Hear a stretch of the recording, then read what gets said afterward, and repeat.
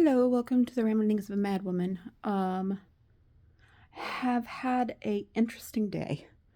I've made this video 3 times. The last time I had to stop because Millie threw up on my floor. So I'm having a great day. Actually, it is a really good day. I'm going to start at the beginning and we'll go kind of through where we're at right now. Got up, had 2 beef and bean burritos because it's protein, not the healthiest. Normally I go with like 3 eggs and a piece of toast. But I did not want that this morning. So I just fixed 2 bean burritos.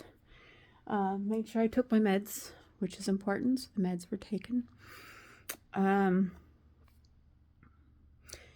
then I am a person who sits themselves down and then clutter collects around me.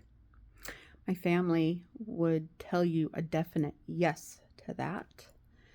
So, like, for example, okay, when I get the groceries, some of you I've showed this to if you've watched some of my older videos, but I bring the groceries in the brown paper bags that they provide me, put away the frozen and the fridge items, and then leave the pantry items in bags on the floor, usually right in front of the television. And that's empty. That right there is all Goodwill stuff or Value Village stuff or whatever. I just don't have a car to take it down there. Otherwise, that would be gone, which would be nice. But anyway, and then this area, as you can see from up above, that's Millie's bin right there. So that's all of her toys, her leashes, everything. Just miscellaneous paper. And then my starter's always there because I don't know. I think I'm going to move it to the kitchen table just to get it out of the way.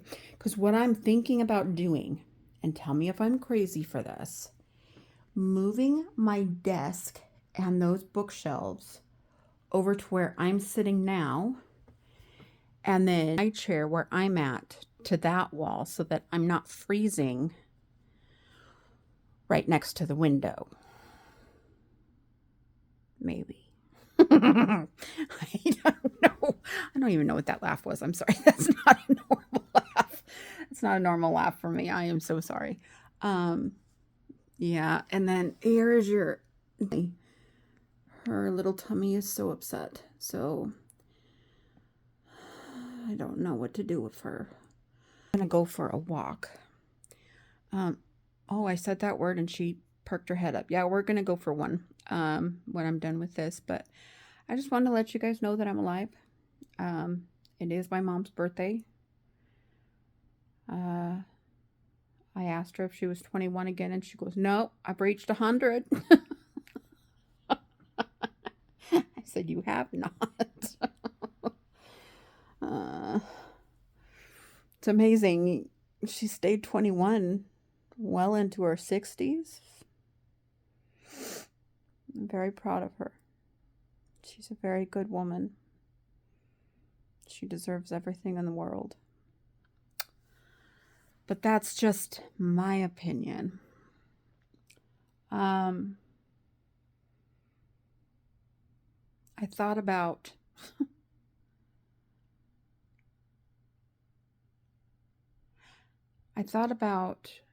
I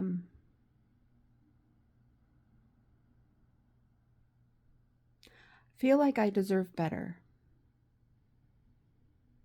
That's what I want to talk about today.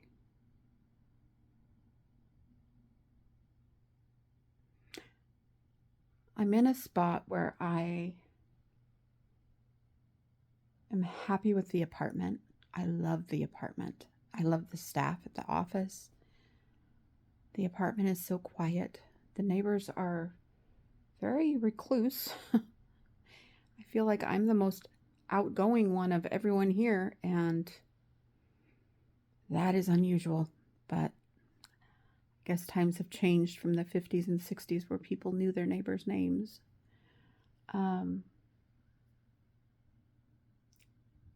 But when I say I think I deserve better,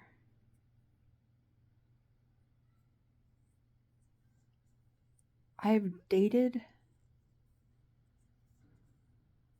some not very good people because I've been told repeatedly that I couldn't get better.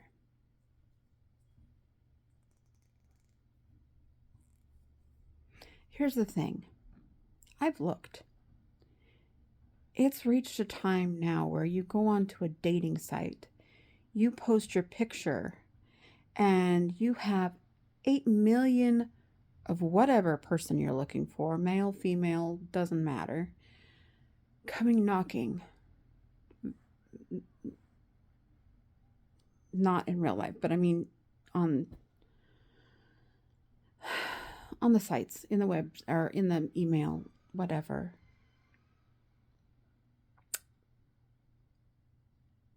But I've dated some people that were not, I say people, men.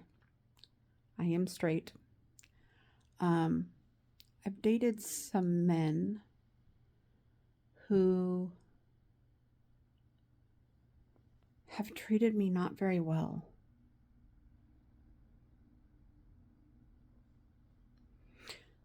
My ex-husband and I did not get along.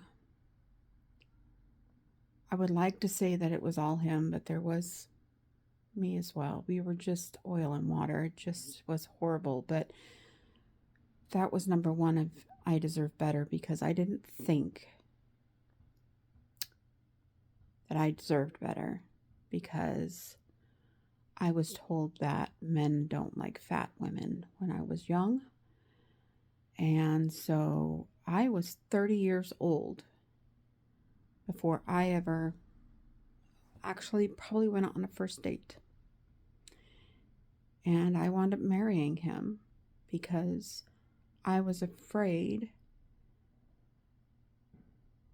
he was what I deserved, that he was what I was left with, that he was, yeah. So when that ended, then started the dating of all of these men. I say all of these men, there were like 3. I make it sound much more than it was. One guy I had come out, he didn't want to drive from Salem up to Kelso, so he rode the train in. I'd never met this guy. I had texted with him back and forth. And he goes, well, I really want to go to the casino. I think that would be fun. We could have, just spend a little bit of money and enjoy ourselves. And I said, okay, if that's what you want. And so we got in my van. And as we're driving down to A, down in, I don't know where it's at anymore. My brain is fried. Anyway, he goes, I really need some cannabis. If you could take me to a dispensary, that would be great. I said, oh, okay. Sure, not a problem. So I took him down there. He got some cannabis, and we started driving again back to, we had to overshoot A. And as we're driving up to A now, he goes, I could really use some liquor. I said, okay. Now, he didn't make me buy the cannabis and he didn't make me buy the liquor, but at the same time, the thought that you need cannabis and liquor in order to tolerate me, it just sings my praises.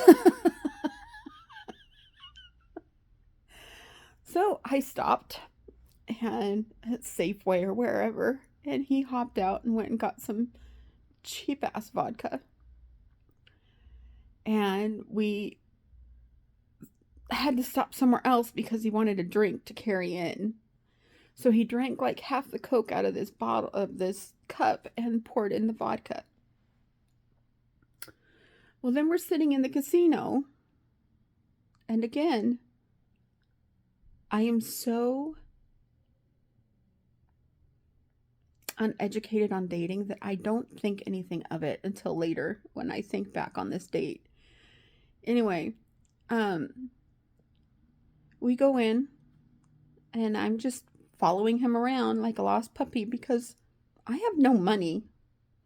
All of my money at that time was going into my gas tank, into my insurance, into everything. And I'm just following him around like a lost puppy while he plays on the slot machines. And finally, I'm like, I really want to go home. I really want to go home. I really want to go home. Finally, he was like, fine, let's go back to your house. By now, the man has to be 3 sheets to the wind. He goes, well, okay. I said, well, okay, you can sleep on the couch or you can sleep in the bed and I'll sleep on the couch. Or I can sleep in the back room. He goes, okay. I think I'm going to take the bed. Okay. Well, I didn't want to sleep on the couch, so I went back to the back bedroom that was across the house because I felt safer that way. Got up the next morning. Now I made him breakfast, lunch, and dinner. And I thought everything was fine. And then I drive him down to the train station and said goodbye and said, you know, it was really nice meeting you and I hope we can do this again. And as soon as I left him there,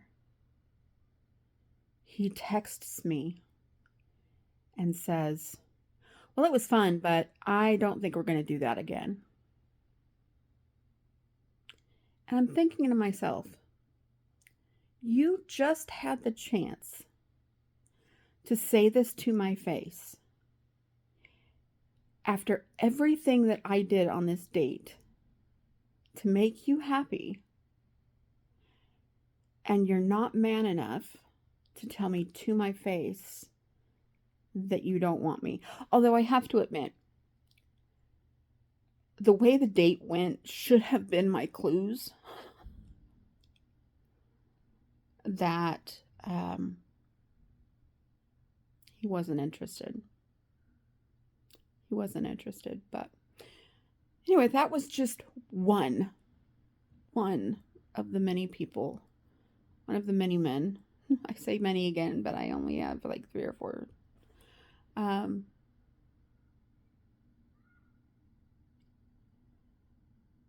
Yeah, I'm probably going to die alone.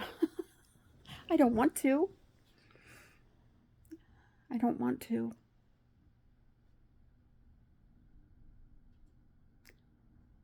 I miss someone. And I hope I get to see them again. Anyway, I love you all. That kind of ended on a sad note. Didn't mean to. I am doing great. I have cleaned up part of my house. I will clean up more as we go. I have a cousin who said they may stop by next month, so I'm trying to clean up the house a little bit. Anyway, I love you all. Make sure you subscribe, comment, tell me a funny story. I love you all.